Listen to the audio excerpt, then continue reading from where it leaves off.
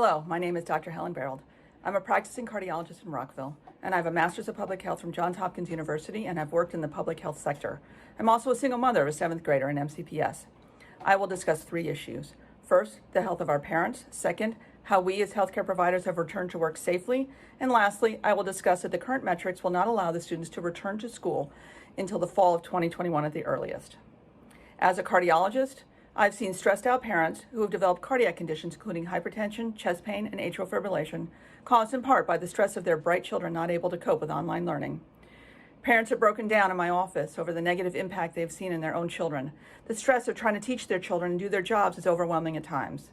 As you know, stress is a large cause of cardiovascular disease, and while online learning is not solely responsible, it is currently having a significant impact in our county. As a cardiologist, I've had to see patients in person in the hospital throughout the pandemic.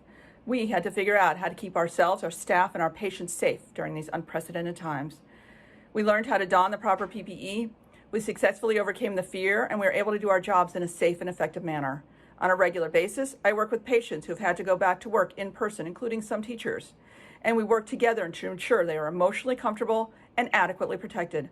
I urge you to rely on the hundreds of healthcare professionals in our area to help the teachers and staff overcome their fears and to ensure the process of returning to school in person is done safely. We have done it. Remember, all physicians take an oath to first do no harm. If we did not believe that it is safe to return to in-person learning, we would not be here asking that it start now. Lastly, I want to discuss the current metrics for returning to school at MCPS. The current metrics are not actually achievable, and if held to this, our children will not return until the fall of 2021 at the earliest.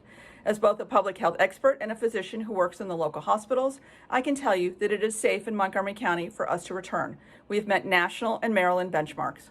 A vaccine will not be the solution to this problem. We cannot wait for that. A vaccine will not fully protect us against the infection, yet it will only attenuate infection, making those metrics actually impossible to achieve since the virus now has a foothold in our community. I would urge parents to ask how these metrics were developed. Was there input from people who have gone through this process? Were there discussions with neighboring counties who have been successful in returning to in-person learning? I urge you to make this process transparent. We will be living with this virus for many years. It is a terrible thing that has happened to our world. We have seen people all over the world return their children to school safely. We should study how they've been able to do this successfully. We should listen to the healthcare professionals, the scientists who have stated over and over again that it is safe and absolutely necessary for our children, our future, to return to in-person learning immediately. I strongly urge you to begin in-person learning in January. Thank you.